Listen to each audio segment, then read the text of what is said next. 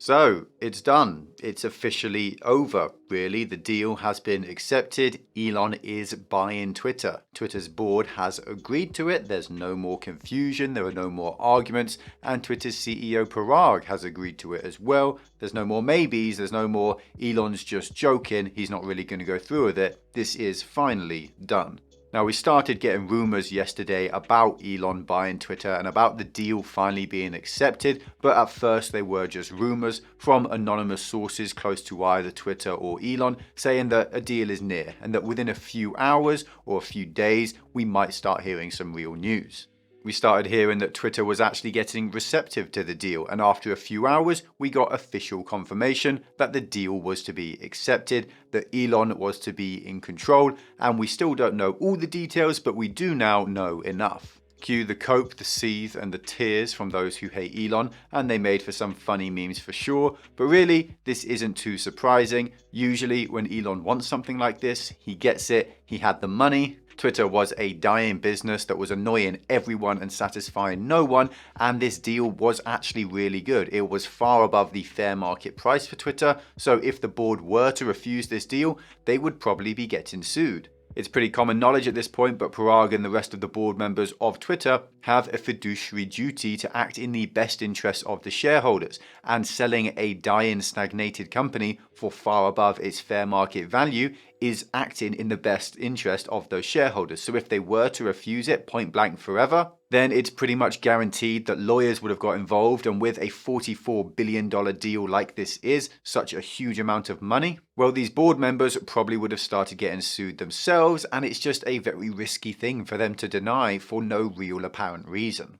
So what exactly is this deal then? Well, we've covered it in brief in the past, but in short, Elon will take Twitter private at $54.20 a share. That means it will no longer be publicly traded. You and I will not be able to own the stock, or we will have no say in how it's run. It is assumed that some shareholders will be able to keep their positions. Shareholders like Jack Dorsey, the founder and the previous CEO of Twitter, who also just so happens to be a close personal friend of Elon's. But normal people, we will be forced to sell our shares at $54.20.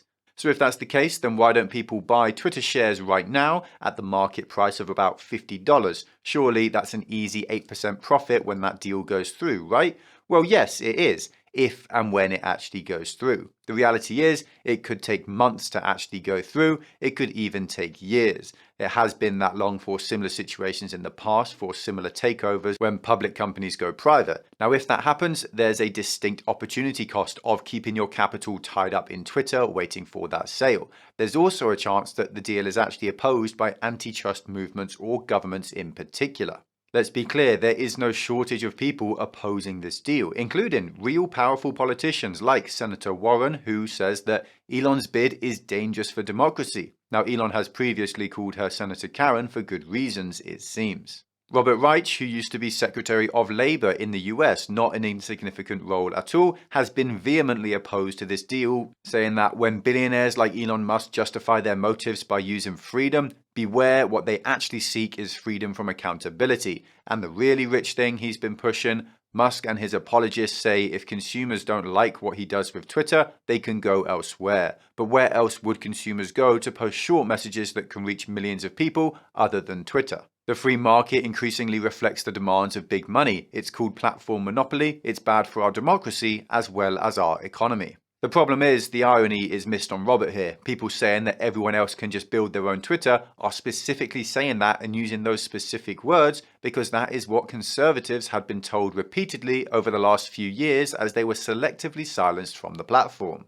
Robert himself even used to parrot this idea that private companies can do as they wish back when he was on the side that was winning. Now that he's not, it's suddenly no fair according to him. Trump is suing Facebook, Twitter and Google for violating his First Amendment rights by keeping him off their platforms. Someone should remind him that they're private companies to which the First Amendment doesn't apply. The thing is though, Elon isn't even threatening to cancel or silence people, he's doing the polar opposite of that. He's telling us that he just wants us to be able to exercise our free speech and has made that abundantly clear, especially over the last couple of days. He came out with a few things in light of his successful takeover, published of course in the form of tweets. I hope that even my worst critics remain on Twitter, because that is what free speech means. Free speech is the bedrock of a functioning democracy, and Twitter is the digital town square where matters vital to the future of humanity are debated. I also want to make Twitter better than ever by enhancing the product with new features, making the algorithms open source to increase trust, defeating the spam bots, and authenticating all humans. Twitter has tremendous potential. I look forward to working with the company and the community of users to unlock it. Now, we also heard from the CEO of Twitter, who it seems is likely to be leaving his role, though this is not yet confirmed. Parag said that Twitter has a purpose and relevance that impacts the entire world. Deeply proud of our teams and inspired by the work that has never been more important. Finally, we also heard a fair bit from Jack, the former CEO and founder of Twitter, who posted a Radiohead song called Everything in Its Right Place and had this to say. I love Twitter. Twitter is the closest thing we have to a global consciousness. The idea and the service is all that matters to me, and I will do whatever it takes to protect both. Twitter as a company has always been my sole issue and my biggest regret. It has been owned by Wall Street and the ad model. Taking it back from Wall Street is the correct first step. In principle, I don't believe anyone should own or run Twitter. It wants to be a public good at a protocol level, not a company. Solving for the problem of it being a company, however, Elon is the singular solution I trust. I trust his mission to extend the light of consciousness. Elon's goal of creating a platform that is maximally trusted and broadly inclusive is the right one. This is also Parag's goal and why I chose him. Thank you both for getting the company out of an impossible situation. This is the right path. I believe it with all my heart. I'm so happy Twitter will continue to serve the public conversation around the world and into the stars. So there we are. That's what we've heard so far. That's what we've seen and what we know. What's next? We can only really guess, but by all accounts, we should expect improvements to the Twitter service itself, authentication for humans to fix the bot problem, eradication of crypto spam, which is just as bad on a channel of mine like on YouTube. Maybe a higher level account that is paid for on a monthly basis, some innovation for Twitter once again.